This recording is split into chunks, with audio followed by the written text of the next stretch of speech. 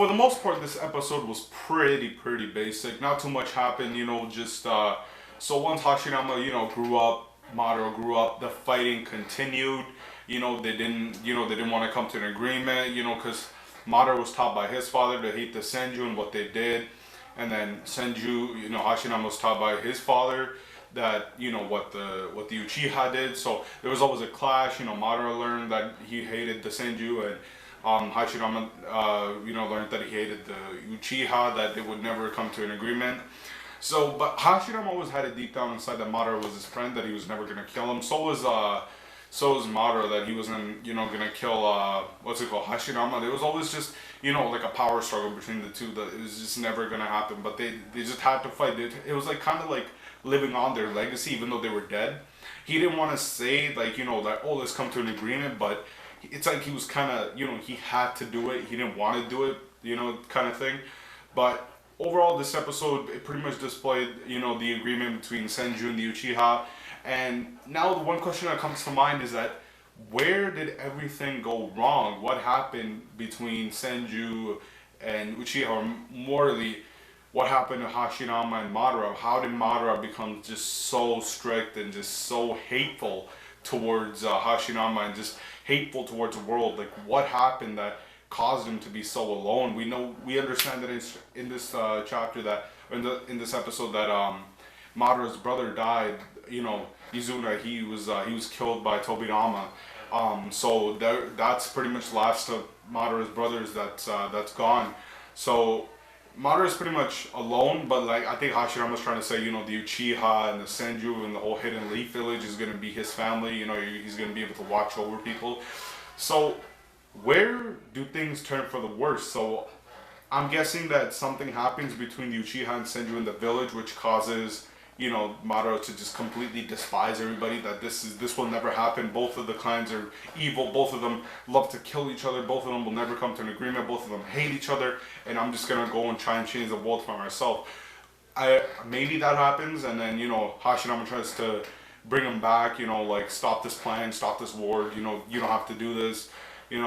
So I guess maybe that type of battle happened. I have read the chapters, so I don't want to really spoil anything, but in my predictions, I think that I think in the next episode we're gonna something's gonna be revealed where Hashirama and Madara is forced to leave the village, and Hashirama has to bring him back. Sort of like a Naruto Sasuke type of thing, where Sasuke left to gain more power, but Sasuke's goal was sort of revenge, and I believe Madara's role is going to be more of like trying to change the world, like become hateful towards people that he didn't really like. So I guess it'll be that type of thing. Also, another key factor that we learned in this episode is that Madara unlocked his eternal Mangekyo Sharingan, and I believe the first time he unlocked the full Susanoo was when he was fighting Hashirama right there.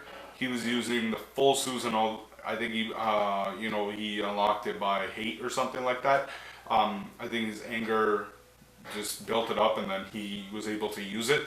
Awesome fight. Animation was alright. It was pretty good. Overall, the episode wasn't that bad. It was pretty great. But that was it for the most part. Not too much happened. Little bits and bits progression. They grew up, fighting continued.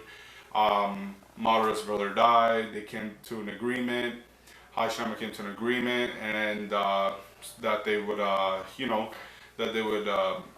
be together. This episode also showed the amount of guts Hashirama has. He was willing to sacrifice himself for the sake of the future. So we know that Hashirama was full throttle for it, to help the village, or not even the village, because the village wasn't created. So just to help mankind, just to, better the world, make it a better place, so that if they stop the fighting here, they'll stop the fighting over on the west side, or like the whatever, north side.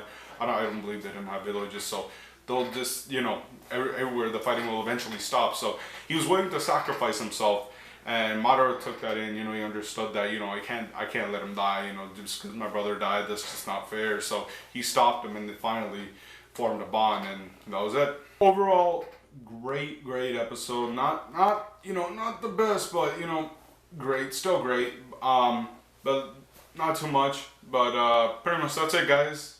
If you like my videos, please subscribe. You know, if you want to watch any of my other videos, this should be, you know, on my channel. Check them out. I do Fairy Tail, Magi, Hunter x Hunter, Bleach, and Naruto, obviously. One Piece as well. So I'm be doing reviews pretty much daily, every day, because, you know, anime is, you know, coming about, and we got a Comic Got Kill, you know, Tokyo Ghoul, all these amazing animes. That's pretty much it, guys. You know, check out my channel if you want to, you know, watch more videos. That's pretty much it, guys. Peace.